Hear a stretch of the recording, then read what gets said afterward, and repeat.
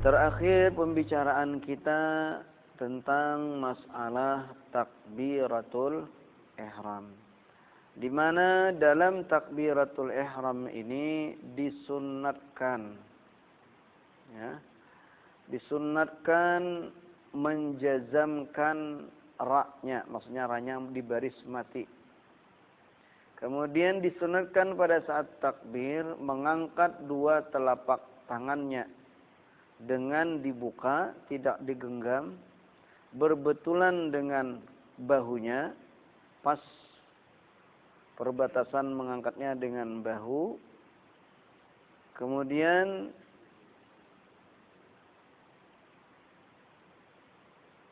jari-jari tangannya berbetulan dengan bagian atas telinga, dan bagian jari jempolnya berbetulan dengan bagian bawah telinganya, dan telapak tangannya berbetulan dengan bahunya.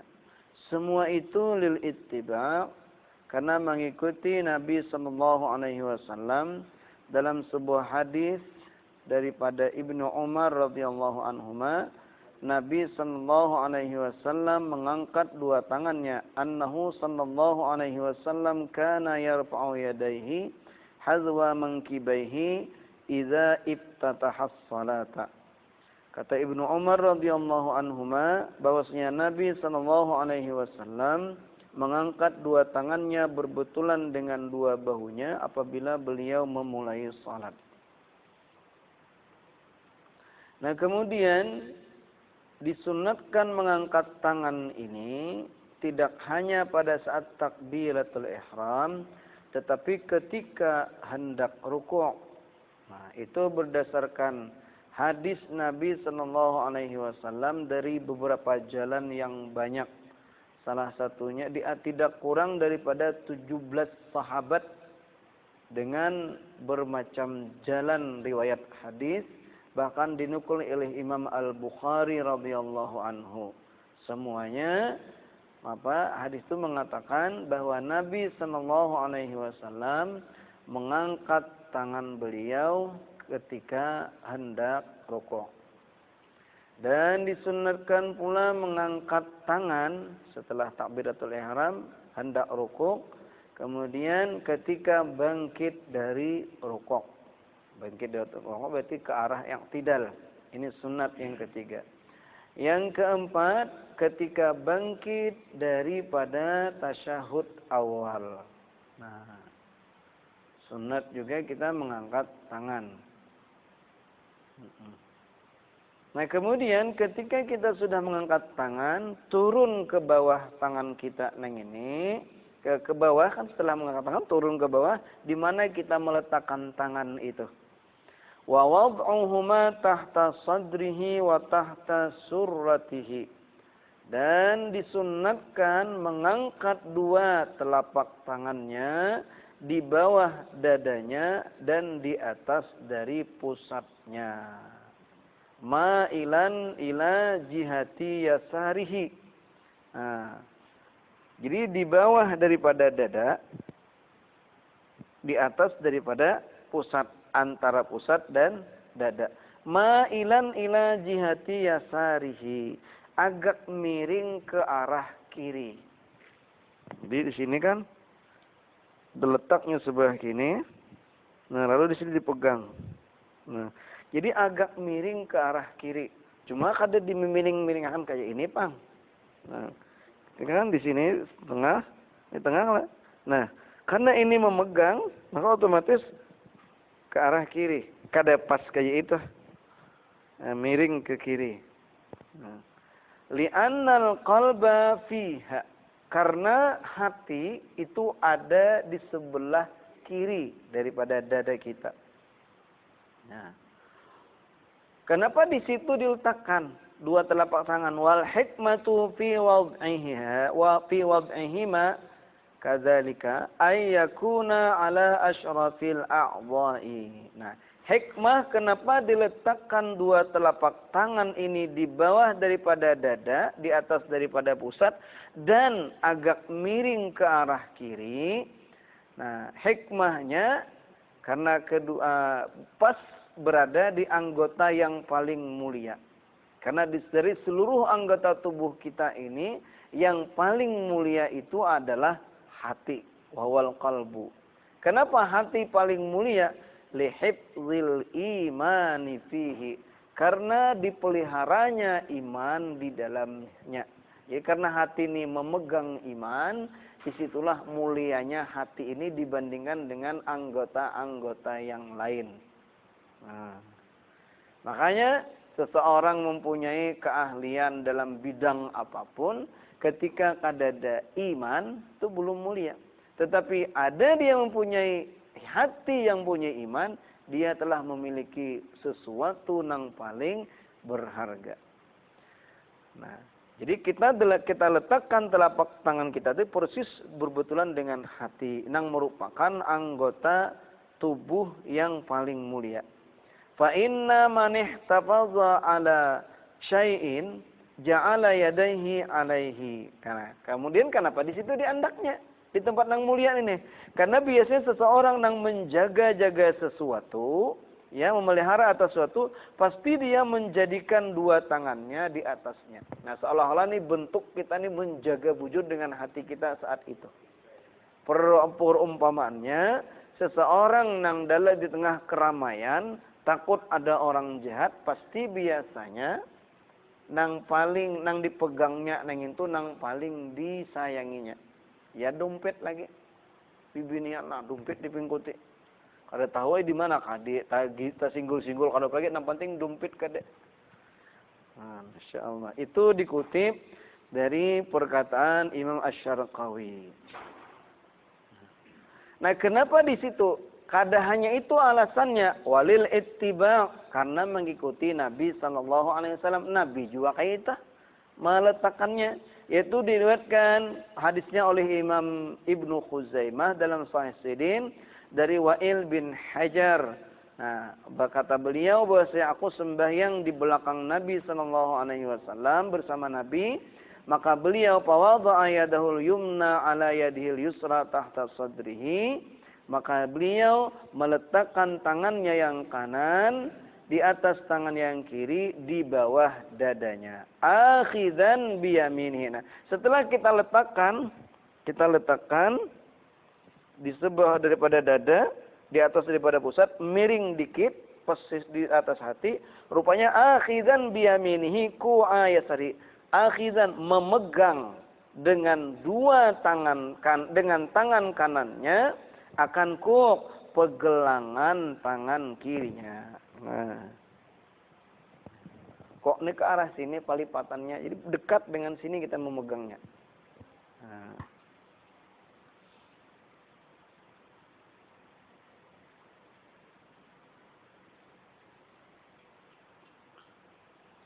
Waradduhuma minar raf'i ila tahti sadri aula min irsalihima bil kulliyati summa isti'nafi raf'ihima ila tahti sadri. Nah, jadi kan setelah kita saat takbiratul ihram kita mengangkat, ketika terakhir Allahu Akbar pas di puncak sini. Turunnya ini apakah langsung ke dada nang aula atau turun dulu? Nah. Lalu waradduhuma minar raf'i, mengembalikan dua tangan yang diangkat ketika mengangkat naik ini langsung ila tahti sadri, langsung ke bawah dada, turunnya langsung ke sini. Aula itu lebih aula min irsalihima bil kulliyah, daripada mengulurkannya secara keseluruhan. Jadi ada pendapat yang lain bahwa setelah naik ini turun dulu semuanya.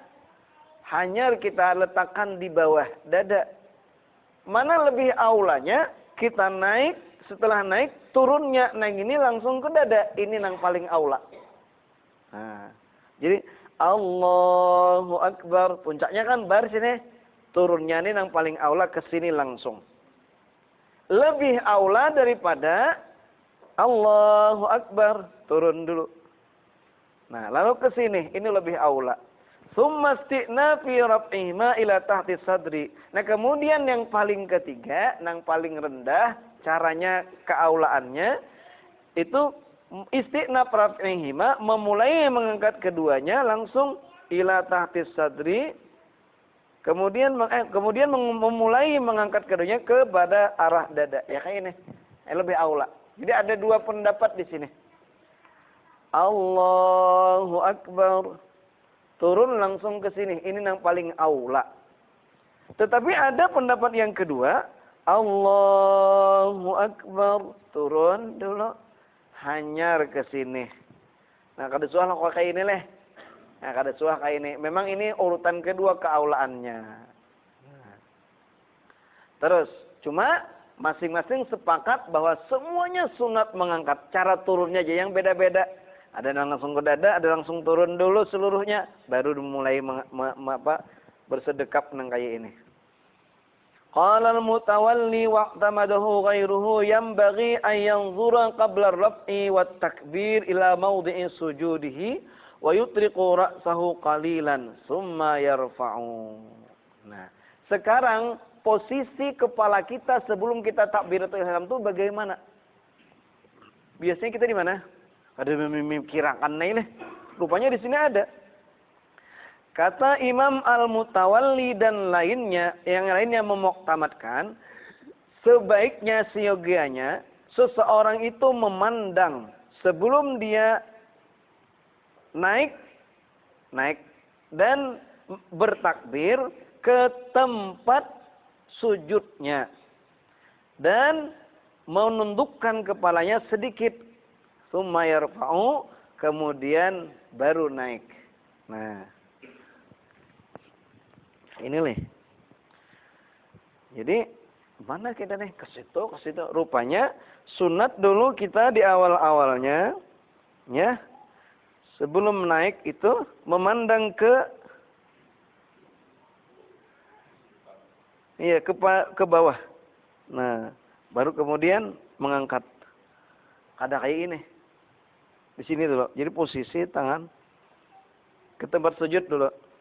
Sebelum kita mulai takbiratul ihram. Kita aja kada mikir-mikir aja. Dan katakan ini yang bagi sebaiknya kayak itu, sewajarnya kayak itu aja. Nah. Kenapaan kayak itu? Kita disunatkan menundukkan ke bawah. Lihtimali ayyakuna fihi najasah. Karena ada kemungkinan kalau di tempat sujud itu ada najis. Jadi jangan jalan langsung, datang langsung, kada boleh lihat, Allahu Akbar. Nah, sebaiknya duduk, melihat dulu. Hikmahnya yang nyata, kalau di situ ada tahi cacak. Kalau Allahu Akbar, pasti cacak ada. Dihiga orang, kayak apa neng ini? Nah, ngalih. Maka hendaknya kita apa tadi? Kita pandang loh, itu hikmah yang nyata. Auna'uhuma tamnahu sujud, atau yang lain-lainnya yang bisa mencegah sujud. Ternyata rupanya sajadahnya hirang, kucing hirang di situ. Nah, itu kan hikmah yang nyata itu. Makanya sunat sebelum kita mengangkat takbir, sunat kita memandang ke tempat sujud kita.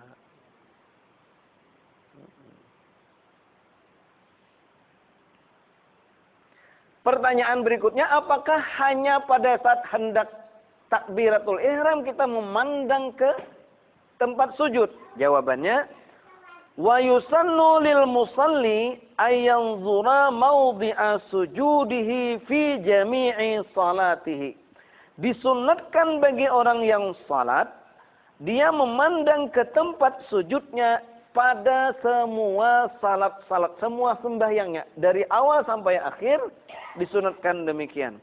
Kenapa? Kecuali kan pada saat asyhadu an la ilaha illallah. Ketika itu pandangan kita ke arah jari kita yang terangkat sebagai isyarat keesaan Allah itu. Kenapa disunatkan memandang ke situ? Li'annahu aqrabu lil khusyu'i. Nah, karena yang demikian itu lebih mendekatkan kepada khusyuk. Jadi yang sangat mendekatkan kepada khusyuk memandang ke tempat sujud itu. Wastasnal Mawardi al-Ka'bah. Faqal innahu yanzuru ilaiha wa huwa dha'if. Nah, di sini kemudian Imam Al-Mawardi Ujul sidin, memang seorang yang sembahyang disunahkan memandang ke tempat sujudnya di seluruh sembahyangnya dari awal sampai akhir memang disunahkan. Tetapi itu pengecualiannya kecuali orang yang sembahyang di dekat Baitullah. Kata Imam Al-Mawardi, maka dia tidak disunatkan kada lebih afdal memandang ke Baitullah. Kata Imam Al-Mawardi, tetapi ini oleh ulama yang lain ini pendapat yang dhaif. Nah, itu dhaif. Berarti kada mu'tamad. Nah, cuma kalau orang ada demikian berarti kita tahu orang ini umat Imam Al-Mawardi ini Allahu Akbar, jangan sidin ke Baitullah. Nah, ini umat Imam Al-Mawardi ini ada pendapatnya tuh. Tetapi nang mu'tamad tetap memandang ke tempat sujud. Sakalnya di nang kada para Baitullah ni tetap juga memandang ke situ. Imam Al-Mawardi gin kada menyunatakan minta. Berkijim. Nah, ternyata kan ini nang paling dekat kepada khusyuk adalah memandang ke tempat sujud. Nah. Wa yusannu lil a'ma wa man fi zulmatin an takuna halatu halatan nazli lil mahdas. Nah, sekarang bagaimana kalau orang ini kada bisa memandang? Umpamanya orangnya buta atau orang yang sembahyang pas di tempat gelap, wajah lampu atau sembahyang. Kemana jauh posisi mata kita? Sunat itu bagi orang yang a'ma, yang buta, wa man fi zulmatin, dan orang yang sembahyang di tempat yang gelap, tetap disunatakan antakuna halatuhu, bahwa ada kelakuannya halatan naziri li mahalli sujudi, sebagaimana kelakuan orang yang memandang ke tempat sujudnya. Kalau di dalam kitab yang disebutkan, bahkan orang yang salat mayit pun dia disunahkan memandang seandainya dia sujud ke situ tuh memandangnya. Nah, di situ ada juga perbedaan. Kalau orang mayit ini ada mayit di hadapan, sunat memandang ke mayitnya. Itu pun kada mu'tamad. Nah, mu'tamad tetap disunatkan seandainya dia sujud ke tempat situ dia sujud, maka disunang dia memandangnya. Itu yang mendekatkannya ke dalam kepada apa sujudnya. Nah, ya. Nah, seandainya inya sujud nggak memandang, berarti memandang ke, membayangkan ke belakang orang kayak mungkin ke tempat ke bawah, nah ke bawah lagi.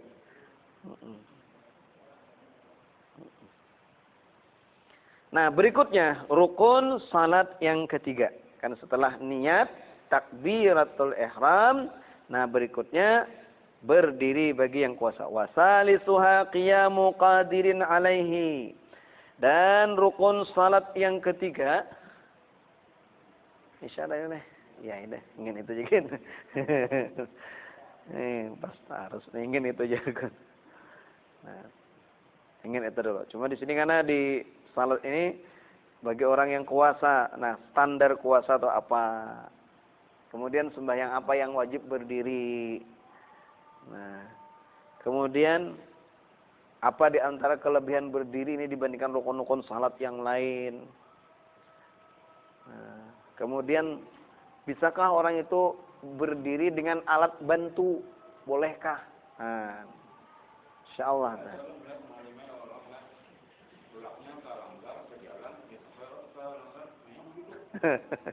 Nah, kayak apa nih ini? Nah, tohane dibahas karena bagaimana orang nang ini ketika dia berjalan dia kuat. Ketika berjalan dia kuat. Tapi ketika dia berenai berdirinya, bila berdiri tapi berjalannya kuat. Tapi ketika berdiri kayaknya pusing misalnya. Nah, apakah termasuk kategori orang nang kuasa berdiri atau kada? Nah, makanya ada standar orang ini kuasa berdiri atau kada. Kan berdiri bagi yang kuasa. Nah, orang tuh dikatakan kuasa sampai mana kayaknya? Nah, insyaallah dibicarakan kayaknya.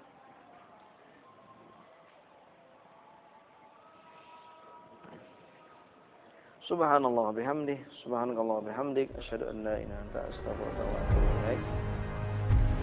Taqabbalallahu